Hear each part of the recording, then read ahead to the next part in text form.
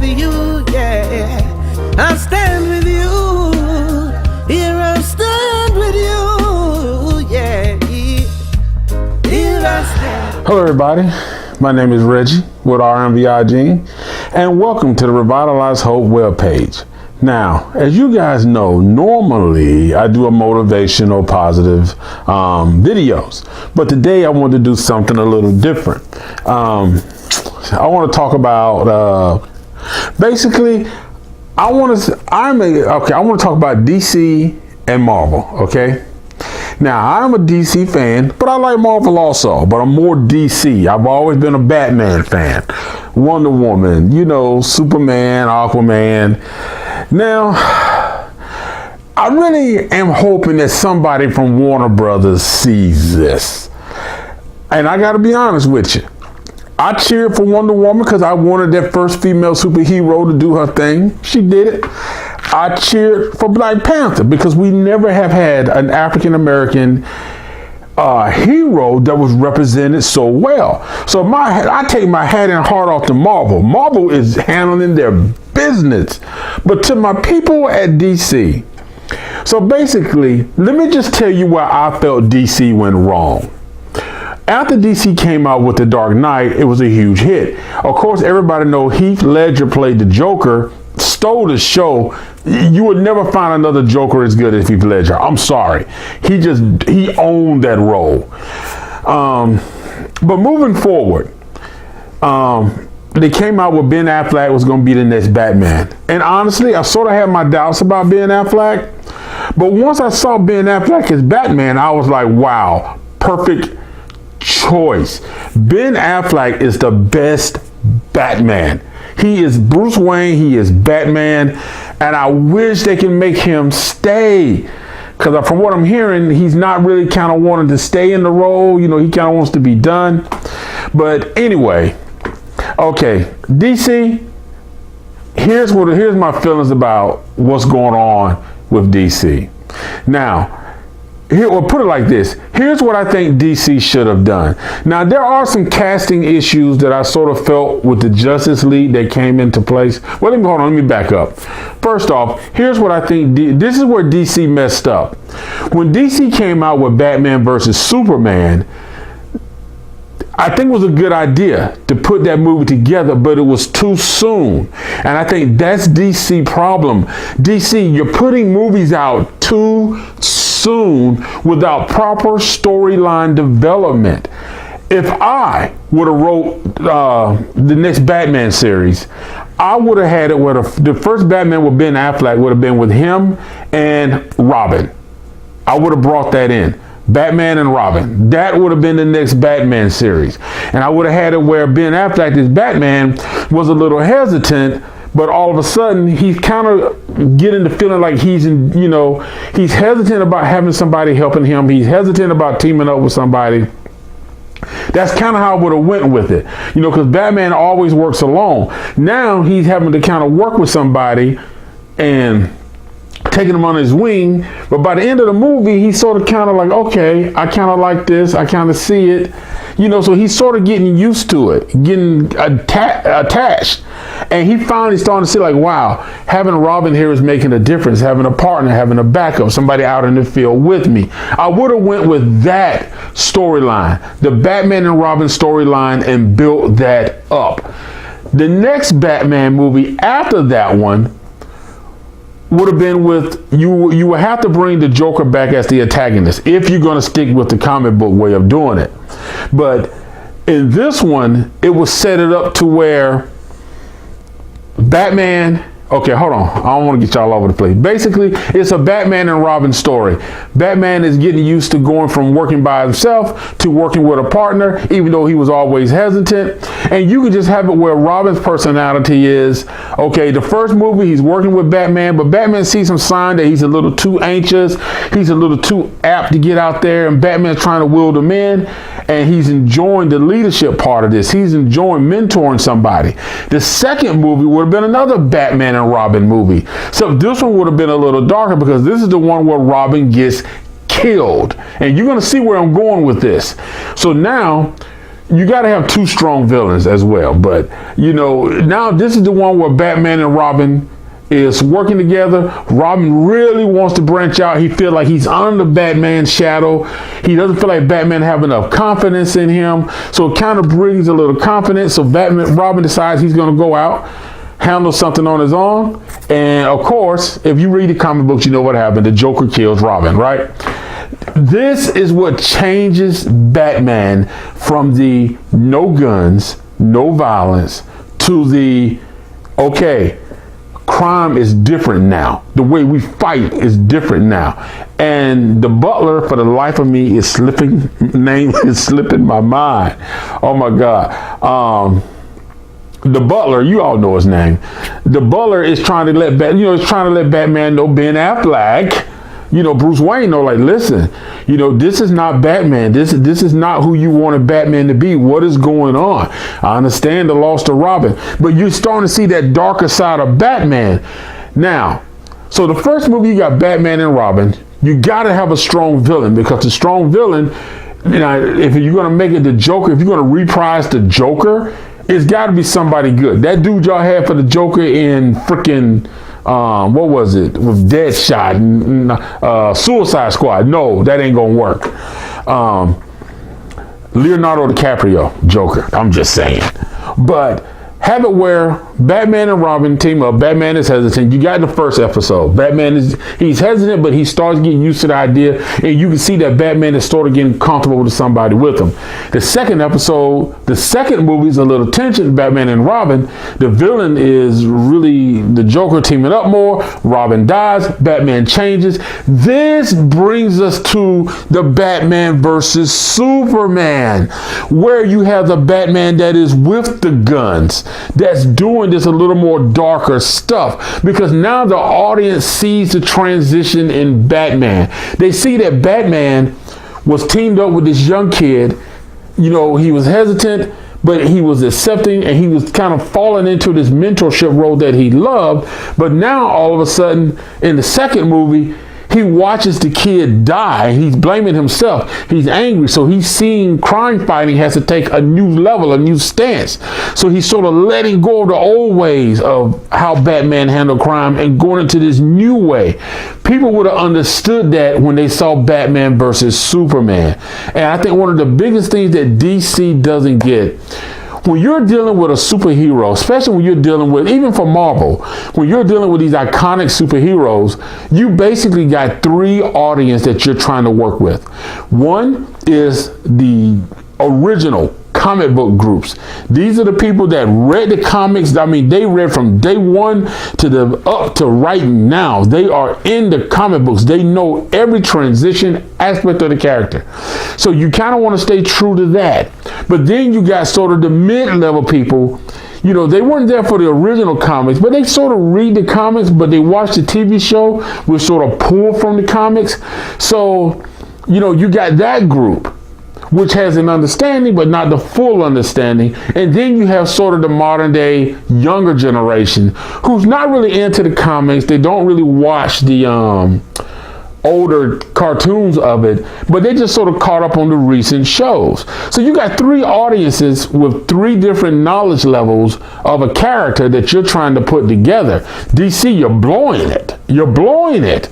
So, but anyway, so people would understand why Batman changed and was using guns so much.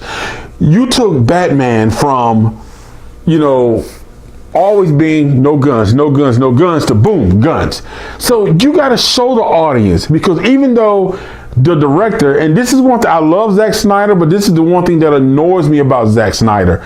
Zack Snyder makes his movies based off what he sees in his mind, and that doesn't always convey over to the audience, and sometimes he'll use a lot of symbols. Now granted, in Batman versus Superman, yeah, you can see Robin's suit with the Joker where he killed him. That's there, but you can't assume everybody knows that. So having the audience relive that gives them that emotional attachment and understanding of Batman and why he's acting that way. So I think having the Batman and Robin in the first two Bat movies with Ben Affleck, you know, would have brought in the Batman versus Superman. Now, getting into the Batman versus Superman, now you got Batman who is stuck on this no teamwork, I'm not doing it your way anymore. And Superman, who's the man of hope. You know, Superman doesn't believe in hurting people. He wants to help people. You got these two ideologies that's now clashing, but you know, now you can have that and it meshes together in the fans' minds. But you should have had more interaction with Superman, with the people, because Superman was always the people person. Batman was the people person, but behind the scenes. He never did it openly, but behind the scenes, he would go and maybe sit with a child or do something. That's how he operated. But I think that would have gave more consistency. That setting up Batman versus Superman that way would have gave the audience more of a connection to why Batman acted the way he acted. Now, in regards to Superman, you have got the one thing that DC is horrible at doing is progressing characters. You have got to make Superman more mature and more fighting. And you got to push back on the Lois Lane.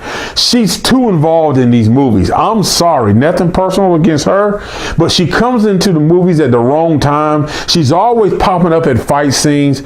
Let the characters use their strength and their powers to help them, you know, because that will give the audience to draw into them more, because you see the superhero pulling from within himself to win a battle versus I got the spear over there, helicopter, you know, so stuff like that makes a difference.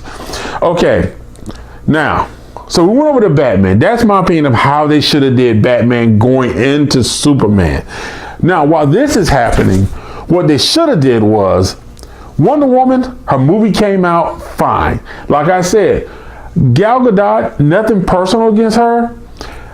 I don't know if I would have chose her as a Wonder Woman, but she's got the role.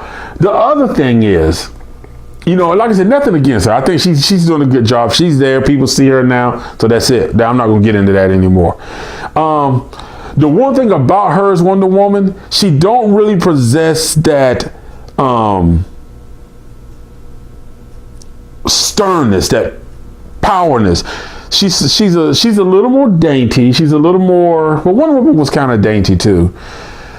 But Wonder Woman was a little. She was. How do you say? I'm trying to figure out the words to say. But she was a little more strong. You know, she was a little more. And I'm not talking about physical. She's a little more stern in her voice. She's confident. Wonder Woman was way more confident than Diana is. But I understand this is the early stages. So hopefully DC will use that to progress her to that stage. And the same thing with Superman. You got to progress him into confidence. You got to upgrade his. You can't keep him in this young, I don't know, maybe stage. You know, you got to start progressing him forward. You know, he had all the knowledge from his father's crystals. Use it. Oh my God. Okay. Here's what should have happened. After you had the Batman versus Superman, okay, honestly, I would not have brought Wonder Woman into that. I would have just let that be Batman versus Superman, and you could have brought another villain. Now, what you could have done was, if you wanted to bring Steppenwolf in, you should have brought him into that one instead of Doomsday. But I understand you wanted to kill off Superman. Got it. So you can bring him back. But here's the problem. Okay, before I get that, pause right there for a second.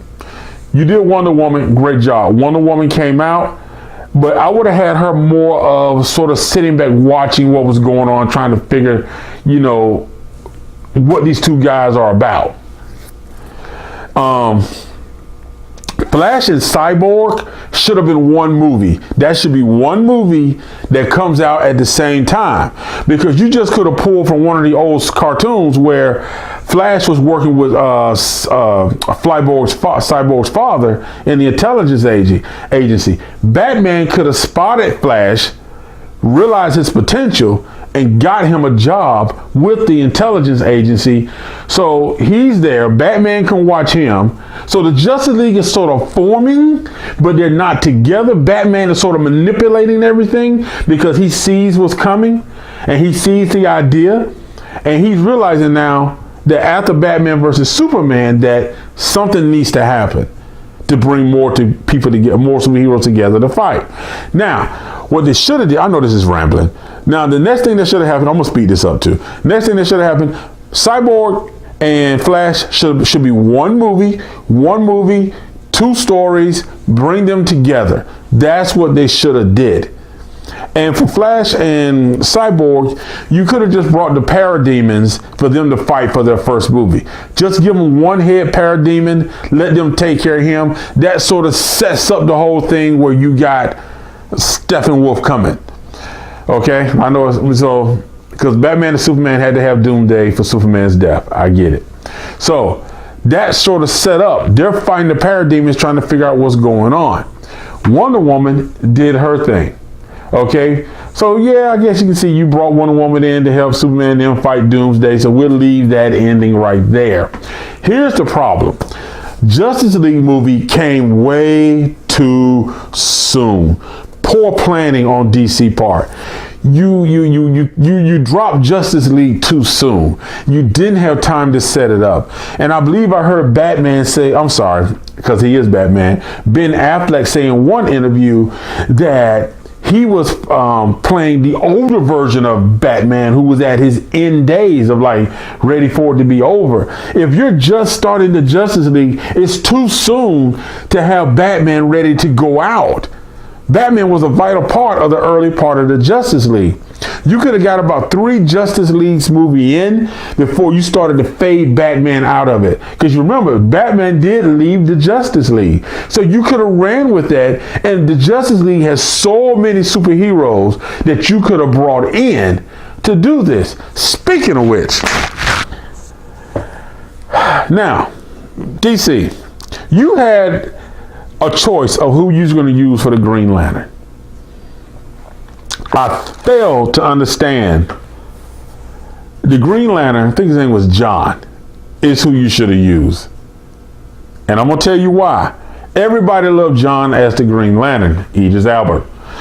So it just seems to me like you're rushing these movies. You're not getting the storylines properly put together. You're not thinking of putting these movies together in the way that the audience can understand what you're trying to do.